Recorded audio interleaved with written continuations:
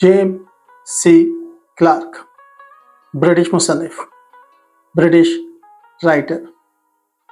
आप Simpson cartoon तो बहुत शौक से देखते हो और उसके अंदर होने वाली प्रेडिक्शंस ने सारी दुनिया को हैरान किया हुआ। सिम्पसन्स कार्टून की बहुत से एपिसोड लिखने वाले James C Clarke, British writer, और राइटर भी वो जिन्होंने बहुत सी ऐसी प्रेडिक्शंस की हैं जो आज हकीकत का रूप धार रही हैं। हालांकि 19वीं सदी का ये ब्रिटिश राइटर 2008 में श्रीलंका में वफात पा गया, लेकिन इनकी की हुई प्रेडिक्शंस बहुत फेमस है। इनका कहा हुए जुमले जो है वो बड़े फेमस हैं। इन्होंने एक जुमला कहा था कि मुझे इस बात पे फ़ख्र है कि मैं सजिटेरियस हूँ, मुझे एस्ट्रोलॉजी से क्या लेना देना, लेकिन एस्ट्रोलॉजी के बारे में इन्होंने बहुत कुछ कहा। इसी तरह इनका एक जुमला बहुत मशहूर हुआ था कि आपको आने वाले दौर में मशीनें हैरान कर देंगी। फिर इनका एक और जुमला मशहूर हुआ था और वो ये था कि एलियंस अब हकीकत है, ज़्यादा अरसे तक ये हकीकत से दूर नहीं रहेंगे। इस तरह के बहुत से इनके मुख्तसर से जुमले थे, क्योंकि 19 एज है और आपको पता है 70 के बाद जो है वो सिर्फ बातें जो है वो जुमलों की सूरत में रह जाती हैं, शार की सूरत में रह जाती हैं। तो इनकी प्रेडिक्शंस के बारे में हम बात करेंगे। एक तो इनकी वर्ल्ड के बारे में प्रेडिक्शंस भी, और फिर उनको आपके बुर्ज के हिसाब से भी हम थोड़ा सा एक्सप्लेन करेंगे ताकि आपके लिए आसानी हो। वीडियो बड़ी इंटरेस्टिंग है, वीडियो को कोशिश कीजिएगा आखिर तक देखिए, और हर बुर्ज के मुतालिक जो मालूमात यहाँ मिलेंगी उनसे आपका मुत्तफिक होना ज़रूरी नहीं है। मेरी राय से, मेरी आरा से, मेरी नॉलेज से, मेरी रिसर्च से आपका मुत्तफिक होना ज़रूरी नहीं है, लेकिन इसको इल्मी तौर पे देखा करें और याद रखें जो इंटरनेशनल इवेंट्स होते हैं उनसे आप कटकर नहीं रह सकते। इसलिए दुनिया में क्या हो रहा है वो भी पता होना चाहिए, आपके इर्द गिर्द जो बुर्ज हैं वो क्या कर रहे हैं वो भी पता होना चाहिए, उनका असर होता है। जैसे आपके वालिदैन का बुर्ज, आपकी वाइफ का बुर्ज, आपके बच्चों का बुर्ज, ये सब आप पर असर डालते हैं। मैं बारहा ये बातें बता चुका हूँ। चैनल को सब्सक्राइब करें, वीडियो अच्छी लगा करें तो लाइक एंड शेयर किया करें। अगर आप अपने मुस्तकबिल के बारे में जानना चाहते हैं कि 2025 कैसा होगा, हमारा नंबर आपके पास आ रहा होता है, इसके ऊपर आप वॉइस नोट या टेक्स्ट मैसेज कर सकते हैं। कॉल मत कीजिएगा, कॉल हमारे पास नहीं रिसीव होती, तो कॉल ना कीजिएगा, वॉइस नोट या टेक्स्ट मैसेज कीजिएगा। और ये बात मैं बहुत दफ़ा कहता हूँ कि तैयारी कर लो भाई मुस्तकबिल की, और उसकी मैं एक छोटी सी मिसाल भी देता हूँ डॉक्टर्स की। जब डॉक्टर्स जिन्होंने बनना होता है वो देखें, पहले मैट्रिक में बायो पढ़ते हैं, फिर एफएससी में पढ़ते हैं, फिर 5 साल का एमबीबीएस करते हैं, फिर 2 साल की हाउस जॉब है, फिर स्पेशलाइजेशन है। कितना अरसा लगाते हैं आप अपनी ज़िंदगी को संवारने के लिए, लेकिन आपको ये नहीं पता कि मेरा अगला साल कैसा होगा, आपको ये नहीं पता कि मेरा शौहर कैसा होगा, या आपको ये नहीं पता मेरी बीवी कैसी होगी, मेरा जीवन साथी कैसा होगा, जिसके साथ मैंने रात दिन गुजारने हैं उसके मुतालिक हमें नहीं पता। हमें ये नहीं पता कि जो सब्जेक्ट मैं पढ़ रहा हूँ 15 साल के बाद जाके 10 साल के बाद पता लगे कि ये सब्जेक्ट तो मेरा था ही नहीं, इसकी तो मुझे समझ ही नहीं आई, मेरा पैशन ही नहीं, और फिर आप जिंदगी के उस जगह पे खड़े होते हैं जहां से वापसी नामुमकिन होती है। इसलिए प्रोफेशंस को चूज करते हुए आपको बहुत ज्यादा देखना पड़ता है और देखना चाहिए भी, ठीक है। जीवन साथी की तरह प्रोफेशन भी, ये 2 चीजें बहुत अहम है। फिर आप इमिग्रेशन आजकल बहुत बड़ा इशू है, किस मुल्क में जाना है, क्या करना है, उस मुल्क के अंदर बरकत भी है कि नहीं, वो मुल्क मेरे लिए है भी है कि नहीं है। यूरोप दिन ब दिन उस तरह से नहीं रहेगा आपके लिए जैसे आप समझ रहे हैं। याद रखिएगा नस्ली बुनियादों पे, याद रखिएगा वतनी बुनियादों पे सबसे ज़्यादा जंगें यूरोप ने लड़ी हैं। पहली जंग अज़ीम हो या दूसरी जंग अज़ीम हो, हम सिर्फ इस बात को नहीं समझते, लेकिन अब बहुत दिनों से तकरीबन 6 माह से बहुत ज़्यादा जो न्यूज़ आ रही हैं यूरोप की तरफ से, वो बड़ी थोड़ी सी ड्रोनी भी कह लें, थोड़ी सी हौलनाक भी कह लें, थोड़ी सी हैरानकुन भी कह लें कि वहाँ पर जो मुसलमान हैं या दूसरी कम्युनिटीज़ हैं उनको अब थोड़ा सा रेसिज्म का सामना नहीं है, काफ़ी ज़्यादा है। और ये बड़ी हैरानकुन बात लोगों के लिए, हमारे लिए तो नहीं। हमें पता है कि यूरोप की तारीफ ही इस चीज़ से भरी हुई है, लेकिन अब वहाँ पे रहने वाले जो पाकिस्तानीज़ है वो बड़े हैरानकुन वाक़यात सुनाते हैं। अमेरिका में रहने वाले बड़े हैरानकुन वाक़यात, कनाडा में, इंग्लैंड के अंदर, फ्रांस के अंदर तो बहुत पुराना था, हमें मालूम था, लोगों को मालूम नहीं था। जर्मनी के अंदर बहुत कुछ हो रहा है और अपने अपने वतन को लौटने की जो पोजीशन है उसमें आप आ चुके हैं। याद रखिएगा, बहुत जल्दी ज़्यादातर लोग अपने अपने वतन को लौटेंगे। गल्फ के अंदर आपके साथ क्या हो रहा है, खासतौर पे पाकिस्तानियों के साथ आपके सामने है। कुवैत में आपके वीज़े 10-15 साल बंद रहे, कोई नहीं बोला, आपके सामने है। सऊदीया में अब आपके वीज़ों के साथ क्या हो रहा है, कल एक खबर थी कि 4000 पाकिस्तानी डिपोर्ट कर दिए गए, उसके बाद यूएई में आपको वीज़े नहीं मिल रहे। तो ये सारी सिचुएशन आपके सामने है। तो ऐसे में क्या करें, अगर यूरोप हमसे नाराज़ है, अगर यहाँ पे वीज़े बंद हो रहे हैं, तो क्या पाकिस्तान के अंदर कुछ है? पाकिस्तान तरक्की करेगा कि नहीं? जी बहुत तरक्की करेगा, ये बात मेरी याद रखिएगा। लोग अभी ये कहते हैं, जब मैं ये बात करता हूँ तो लोग कहते हैं जी आर्मी, हुक्मरान, ये वो बहुत कुछ कहते हैं, लेकिन मैं उनको एक बात कहता हूँ कि जब अल्लाह ताला की मशीयत कोई फैसला कर लेती है तो फिर कौमों की ज़िंदगी बदलती है। हमारे पास लीडरशिप का जो थोड़ा बहुत फुकदान हमें नज़र आता है, ये भी इंशाल्लाह हल हो जाएगा। अब अवेयरनेस बहुत आ चुकी है लोगों में, लोग तब्दील हो चुके हैं। हम लोगों से बात करते हैं, पिछले 5-10 सालों में लोगों के अंदर बहुत तब्दीली आ चुकी है। अब ग्रास रूट लेवल से आपकी जो लोगों के अंदर शऊर है वो आ चुका है, और अब आपके अंदर आएगी क़यादत भी, ठीक है। और याद रखिएगा, जिस क़यादत पे आप तनकीद कर रहे होते हैं वो भी 25-30 साल बाद चेंज हो जाती है, वो भी उनकी सोच चेंज हो जाती है। बहुत कुछ तब्दील हो चुका है पाकिस्तान में, और पाकिस्तान तरक्की की राह पे ना सिर्फ चलेगा बल्कि बहुत कामयाबी हासिल करेगा। ये मेरी बात याद रखिएगा। आने वाले दिन पाकिस्तान गया है, लेकिन सिर्फ एक चीज़ जो पाकिस्तान को ख़राब कर रही है, खा रही है, वो हल हो गई तो मसला हल हो जाएगा। और वो है जिस दिन हमने ये सोचना शुरू कर दिया कि पाकिस्तान है होटल में। होटल का मेरा ये जो थ्योरी है, इसको ज़रा समझिएगा। पाकिस्तान में रहने वाले पाकिस्तान को होटल समझते हैं। जैसे आप किसी लंबे सफ़र पे जा रहे हैं, रास्ते में आपने गाड़ी खड़ी की, मोटल्स होते हैं रास्ते में। होटल्स और मोटल्स एक ही चीज़ होती है, वक्ती तौर पे रुकना जिसे कहते हैं। आपने गाड़ी खड़ी की, आप एक कमरा रेंट पे ले लिया 2-3 दिन रहने के लिए कि मेरा लंबा सफ़र है, मैंने आगे जाना। अब आप अगर उसकी थोड़ी सी छत कहीं कोने से टपक रही है, आप कहते हैं टपकने दें। अगर बेडशीट कोई ज़्यादा क्लीन नहीं है, आप कहते हैं छोड़ो यार, मैंने कौन सा रहना है। अगर बाथरूम का नलका थोड़ा सा लीक है, आप कहते हैं छोड़ो, मैंने कौन सा रहना है। यानी कि आपको उस मोटल या होटल के साथ ज़्यादा लगाव नहीं होता, मैंने कौन सा रहना है, मैं तो दोस्त। पाकिस्तान के अंदर रहने वाले 99% लोग इसी तरह हैं कि जो समझते हैं मुझे यूरोप जाना है, मुझे कनाडा जाना है, मुझे बाहर की इमिग्रेशन करानी है, मैं वक्ती तौर पे पाकिस्तान में टिका हूँ। जब मैं यूथ की बात कर रहा हूँ, तो जब तक आपकी सोच ये रहेगी कि पाकिस्तान होटल है, मैं वक्ती तौर पर टिका हुआ हूँ, तब तक ये मुल्क तरक्की नहीं करेगा। जब आप ये सोच लेंगे मुझे यहीं रहना है, मेरे बच्चों को यहीं रहना है, मेरे वालिदैन की कब्रें यहाँ हैं, मेरा रिश्तेदार यहाँ है, मेरे चाचा मामा ताया यहाँ है, मेरे दोस्त यहाँ हैं, मेरी खुशियाँ यहाँ हैं, मेरी गमियाँ, पाकिस्तान ठीक होना शुरू हो जाएगा। ये बात मेरी याद रखिएगा।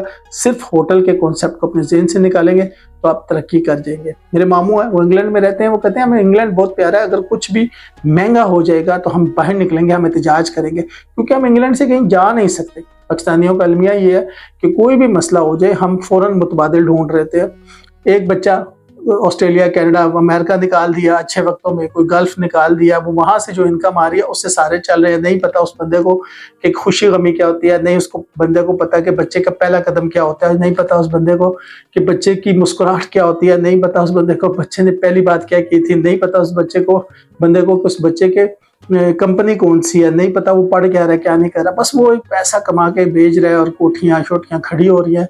तो उसका नतीजा क्या निकल रहा है? आप कभी यूरोप में रहने वालों से पूछे कि जब औलाद जवान होती है तो कितनी टेंशन होती है। उसके बाद यही बात आप गल्फ में रहने वालों से पूछे, 90% गल्फ में रहने वाले जब वापस आते हैं, ना पैसा अपना होता है ना औलाद अपनी होती है। पैसा भी दानिस्ता या गैर दानिस्ता तौर पर गिर के लोग खा जाते हैं, जिन्होंने सोचा होता है कि आपके पैसे को कैसे खाना है, और औलाद भी आपकी अपनी नहीं होती। ये मेरा ज़ाती तजर्बा ही नहीं है, आप इसको चेक भी कर लीजिएगा। तो जेम्स क्लार्क की तरफ वापस आते हैं कि उसने क्या प्रेडिक्शन की थी। पहली प्रेडिक्शन जो उसकी फेमस प्रेडिक्शन थी वो ये थी कि आने वाले वक्त के अंदर मशीन्स जो है वो इंसान की जगह ले लेंगी। पहली प्रेडिक्शन जो उसकी फेमस थी, उसने कहा था आने वाले वक्त में मशीन्स इंसान की जगह ले लेंगी। दूसरी प्रेडिक्शन जो उसकी फेमस प्रेडिक्शंस थी और बहुत ही फेमस थी, उसने कहा था 2025 तक जो है वो एलियंस एक हकीकत बन जाएंगे और ऑफिशियली अमेरिकन मान लेंगे कि एलियंस के साथ वो राब्ते में हैं, और 2030 में एलियंस आपको वैसे ही चलते फिरते नजर आएंगे जैसे हम, या रोबोटिक्स आपको नजर आएंगे, और जो जंग है वो रोबोटिक्स और एलियंस के दरमियान होगी। उसने कहा हमारी नहीं है, ये एलियंस और रोबोटिक्स की जंग होगी। तो उसकी सबसे ज्यादा प्रेडिक्शन मैंने बताया, उस पर एपिसोड्स बने हुए हैं सिम्पसन्स कार्टून के, जो आप बड़े शौक से देखते हैं और वहाँ की प्रेडिक्शंस देखते हैं। ये उसकी आर्थर सी क्लार्क जो है, इसकी प्रेडिक्शंस के ऊपर बनी हुई थी। उसके बाद इसने और भी बहुत सी प्रेडिक्शंस की हैं। सजिटेरियस इसका बुर्ज था, इसको बड़ा पसंद था, उसके बारे में कहा करता था कि द वर्ल्ड बेस्ट जो ज़ोडिएक है वो सजिटेरियस है, क्योंकि इसका अपना था। उसके बाद इसने और बड़ी प्रेडिक्शंस की हैं। इसने प्रेडिक्शंस की थी कि वर्ल्ड वार 3, इसने कहा वर्ल्ड वार 3 कभी इतनी जल्दी नहीं हो सकती, क्योंकि जो लड़ाइयाँ लड़ी जाएंगी वो अजीब तरह से लड़ी जाएंगी जो आपको समझ ही नहीं आएंगी। अब आप देख लें कि ईरान ने जिस तरह से रॉकेट इसराइल पे गिराए हैं, या इसराइल जिस तरह से लेबनान में या बमबारी कर रहा है, या शाम पे वो कभी बमबारी कर देता है, कभी क्या करता है। किसी मुल्क की तरफ से दूसरे मुल्क के खिलाफ ऐलान जंग नहीं हो रहा। ऐलान जंग आपके लिए हैरानगी की बात नहीं है कि एक मुल्क है उसने 100 रॉकेट बरसा दिए, दूसरा मुल्क कह रहा है मैं बदला लूंगा, लेकिन ऐलान जंग नहीं है। अब यही सिचुएशन अगर पाकिस्तान या इंडिया की, आप खुद सोचे कि हम इंडिया के ऊपर 100 रॉकेट गिरा दें या इंडिया, तो दूसरे दिन ही हम चढ़ दौड़ेंगे, हम कहेंगे आओ फैसला कौन जंग लड़ लेते हैं, आओ फैसला कौन बात कर लेते हैं। लेकिन नहीं हो रही। कितनी अजीब तरीके से वॉर लड़ी जा रही है। यूक्रेन के ऊपर रशिया जो है उसने अटैक किया हुआ है, यूक्रेन अपना दिफा कर रहा है, वो रशिया पे अटैक नहीं कर रहा। कि अगर मैंने किया कि न्यूक्लियर वॉर ना हो जाए, इस डर से यूरोप नहीं कर रहा। यूरोप असला दे रहा है, अमेरिका जंगी जहाज दे रहा है, लेकिन यूक्रेन से कह रहा है कि वो तुमने रशिया के खिलाफ इस्तेमाल नहीं करने, अपनी हिफाजत करनी है, अटैक नहीं करना दूसरे के ऊपर। तो कितनी अजीब जंग हो रही है। ये आर्थर सी क्लार्क ने पहले कह दिया था कि जंग आप देखेंगे हो रही है, लेकिन आपको समझ नहीं आएगी कैसे हो रही है। इंसान भी मर रहे होंगे, लेकिन आपको समझ नहीं आएगी कि कैसे मर रहे हैं। उसके बाद खुराक का बहरान, बहुत बड़ा आलमी बहरान दुनिया देखेगी, माशी बहरान देखेगी। 2026 से उसने कहा था इसका आगाज होगा और 2029 में देखेगी। ये तो मेरी अपनी प्रेडिक्शन भी है, मैं ये प्रेडिक्शन कर चुका हूँ कि आलमी बहरान जो है वो 2026 से शुरू होगा और 2029 तक अरूज पे होगा, 2030 तक आप देखेंगे। यहाँ पे एक भाई ने पूछा था गोल्ड की प्रेडिक्शन सर आप नहीं करते। सर गोल्ड की बहुत बड़ी प्रेडिक्शन मैंने की हुई है कि जो बंदा गोल्ड या सिल्वर खरीद के रख सकता है वो लाजमी खरीदे। अगर आपके पास पैसे हैं, आप गोल्ड या सिल्वर ले सकते हैं, तो हर महीने हर साल लाजमी लेके रखे। आखिरी वक्त में उन्हीं लोगों की कामयाबी होगी जिनके पास गोल्ड या सिल्वर होगा। आखिरी वक्त में उन्हीं लोगों की कामयाबी होगी जिनके पास गोल्ड या सिल्वर होगा। ये तो मेरी बहुत बड़ी प्रेडिक्शन है। ये तो मैं कब से कर बैठा हूँ कि जितना आप गोल्ड या सिल्वर इकट्ठा कर सकते हैं कीजिएगा, पेपर करेंसी पे मत लीजिएगा। इसकी बैकिंग पे कुछ नहीं है पेपर करेंसी की, तो फायदा कोई नहीं है पेपर करेंसी जमा करने का। ये बातें मैं कई दफा कह चुका हूँ, ठीक है। तो ये प्रेडिक्शंस जो थी, ये इंटरनेशनली प्रेडिक्शंस जो उसकी बड़ी फेमस प्रेडिक्शंस थी, ये हमने आपको बता दिया। उसके बाद हम जरा बुर्जों की तरफ आ जाते हैं कि अब जरा बुर्ज देख लेते हैं उनकी प्रेडिक्शंस के हवाले से क्या कहा गया। लियो 2025 से 2030 तक अगर मैं बुर्ज लियो की बात करता हूं तो बुर्ज लियो वाले बहुत बहुत बहुत कमा सकते हैं। 2025 से 2030 तक सन साइन होता है आपका, याद रखिएगा। सूरज आपका है, किसी और इल्म नजूम में बुर्ज की बात करें उसका नहीं होता। आप अकेले बुर्ज सूरज के अंडर आते हैं, इसलिए आपके पास बहुत अच्छा चांस होता है कमाने का। जिस दूसरे बुर्ज की हम बात करते हैं जो जज्बात की वजह से बर्बाद भी हो जाता है और जज्बात की वजह से कामयाब भी हो सकता है, वो हमेशा मैंने आपको बताया मून साइन के अंडर रहता है और वो है कैंसर। तो इन दोनों की बात हमने कई दफा की है कि आप इन दोनों को जो है बहुत ज्यादा देखना पड़ेगा। 2025 से 2030 तक ये दोनों जो है ना बहुत अरूज भी पकड़ सकते हैं, लेकिन बहुत बर्बाद भी हो सकते हैं। यहाँ पे इनकी फैसला साजी की कुव्वत फैसला करेगी कि आपने क्या करना है। रास्ते आपके सामने होंगे, मंजिल आपके सामने होगी, ऑब्जेक्टिव आपके सामने होंगे, डिसाइड आपने करना होगा कि आपने क्या करना है और क्या नहीं कर सकते। तो ये बहुत ज़्यादा महत्वपूर्ण वक्त जो है ये आपके लिए रहेगा, ये आपको हमने पहले बता दिया। उसके बाद जो मैंने बताया था कि ऊपर के हैं, जैसे मैंने बताया था एरीज वाले हैं, टॉरस वाले हैं, जिमनाई वाले हैं, इन तीन के बारे में मैंने आपको बताया था कि इन तीन के लिए 2025 से 2030 तक फाइनेंशियली मैटर्स जो हैं वो बड़े अहमियत अख्तियार कर जाएंगे। आपके पास मनी कमाने के बहुत से चांसेस आएंगे, अपॉर्चुनिटीज आएंगी, आपने उन पर फोकस करना है। आप तीन मनी मैटर्स में, रिलेशनशिप मैटर्स आपके वीक हो सकते हैं, बहन भाइयों से ताल्लुकात, मोहब्बत के ताल्लुकात, शादी के ताल्लुकात आपके वीक हो सकते हैं। लेकिन जहाँ तक इन टर्म्स ऑफ मनी की बात है, वेल्थ कमाने की बात है, बैंक स्टेटमेंट बनाने की बात है, तो मैंने कहा था आपके पास बहुत अच्छा चांस है कि आप ये बना सकेंगे। 2025 से लेकर 2030 तक का टाइम पीरियड आपके लिए ग्लोरियस टाइम पीरियड होगा। ये वो टाइम पीरियड होगा, इसके बाद आने वाला टाइम जो है वो फिर जो कमाया होगा उसको संभालने का वक्त होगा, जो कमाया होगा उसको संभालने का वक्त होगा। मैं फिर कह रहा हूँ जो कमाया होगा उसको संभालें, क्योंकि याद रखिएगा कमा लेता है बंदा, संभालना मुश्किल हो जाता है। सेविंग्स लोग कर लेते हैं, लेकिन इन्वेस्टमेंट नहीं कर पाते। आपको इन्वेस्टमेंट पर जोर करना होगा। सेविंग याद रखिएगा, कुआं भी वो खाली हो जाता है, सेविंग्स कर लेते हैं लोग, इन्वेस्टमेंट नहीं कर पाते। आपने करना क्या है, इन्वेस्टमेंट पॉइंट ऑफ व्यू से सोचना है कि मैंने क्या करना है। ये 5 के बाद मैंने बताया था कि लिब्रा वाले हैं जो, या विर्गो वाले हैं, और उसके बाद मैंने एक्वेरियस वालों को बताया था कि अगर आप कोई बिजनेस स्टार्ट करना चाहते हैं, आप कोई दरमियाना सा मीडियम बिजनेस स्टार्ट करना चाहते हैं, फ्रेंचाइज बिजनेस स्टार्ट करना चाहते हैं, तो 2025 से लेकर 2030 तक आप सबसे बड़े एंटरप्रेन्योर हैं। आप सबसे ज्यादा बिजनेस कर सकते हैं medium, small and medium business में। आपको कोई नहीं रोक सकता, आपकी कामयाबी को कोई नहीं रोक सकता। आप लोग लाजमी बिजनेस के लिए जाइएगा, चाहे आप जॉब कर रहे हैं, चाहे आप स्टूडेंट हैं, कुछ भी हैं, पार्ट टाइम अपना बिजनेस लाजमी स्टार्ट कीजिएगा। चाहे छोटा सा बिजनेस स्टार्ट करें, चाहे आप छम छम कांटे मुर्गियां बेच रहे हो, चाहे आप कुछ भी बेच रहे हो, लेकिन आप वो लाजमी स्टार्ट कीजिएगा, वो आपको फायदा देगा। ये मैंने बात पहले भी बताई थी आपको, फिर बता रहा हूँ एक दफा, फिर आपके प्रेडिक्शंस को क्लियर कर रहा हूँ ताकि आपके लिए इजी रहे। कौन से वाले? वर्गो वाले, लिब्रा वाले और एक्वेरियस वाले। ठीक है, अब ये कितने बुर्ज हो गए? ये मैं तकरीबन जी 8 बुर्जों के बारे में बता चुका हूँ। अब जो 4 बुर्ज रह गए हैं वो रह गए हैं स्कॉर्पियंस रह गए हैं, सजिटेरियस रह गए हैं, कैप्रिकॉर्न रह गए हैं और पाइसेस वाले रह गए हैं। इन 4 का मैंने बताया था कि आपकी रूहानियात बहुत बुलंद है, आपका विजदान बहुत बुलंद है, आप काउंसलिंग बहुत अच्छी कर सकेंगे। अगले 5 सालों के अंदर आपकी रूहानियात बहुत बुलंद है। आप दुनिया आगे 10 साल कहाँ जा रही है आप देख सकते हो। आपका विजन बहुत अच्छा है। आपको ये IT, ब्लॉकचेन, क्रिप्टो, फॉरेक्स और इन तमाम चीज़ों के अंदर आप बहुत बहुत बहुत कमा सकते हैं। लेकिन लेकिन लेकिन आपको ये देखना पड़ेगा कि आपने इस्तिखारा कराना है, आपको देखना पड़ेगा आपकी नॉलेज कितनी है। भाई ऐसे मैदान में उतरना इंतहाई रिस्की होगा। याद रखिएगा, फकीर से बादशाह तो बादशाह से फकीर, दोनों बनने की पॉसिबिलिटीज आपके अंदर मौजूद हैं। दोनों।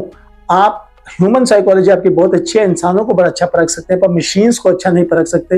लर्निंग्स आपकी उस तरह से नहीं होती, आप कर्व्स के बारे में उस तरह से नहीं जानते। इंसान अगर सामने है, कोई पैसे मांग रहा है, कोई बिजनेस शुरू करना चाह रहा है, कोई आपको बता रहा है कैसे होता है, आप उसको बहुत अच्छा परख सकते हैं। लेकिन जहां तक मशीन्स की बात करें, मशीन्स के मामले में आप उतने स्ट्रॉन्ग नहीं होते। वहां पे आपके एनालिसिस, वहां पे आपकी रिसर्च जो है वो उतनी स्ट्रॉन्ग नहीं होती। तो वहां पे आपको रिसर्च करके, वहां पे आपको एनालिसिस करके मैदान में उतरना पड़ेगा। ये मेरी बात याद रखिएगा। ये जो 4 बोर्ड हैं जिनको मैं फिर बता रहा हूँ, scorpion, Sagittarius, Capricorns and Pisces, आपके लिए सबसे ज्यादा वजदान, बहुत अच्छा वजदान है। काउंसलिंग करें, लोगों को बताएं मुस्तकबिल में दुनिया किधर जाएगी, ब्लॉकचेन किधर जाएगी, IT किधर जाएगी, AI किधर जाएगी, क्रिप्टो किधर जाएगी। आप बहुत अच्छा बता सकते हैं, बहुत अच्छा प्रेडिक्ट कर सकते हैं। प्रेडिक्शंस करें, खुद बाय एंड सेल करने की बजाय एजुकेट करें लोगों को, खुद को, और लोगों को तो आप बहुत अच्छा बता सकते हैं। तो ये मैंने बता दिया था, ये मैंने पहले बता दिया था। 2025 से 2030 तक का एक फिर मैंने एनालिसिस ले लिया।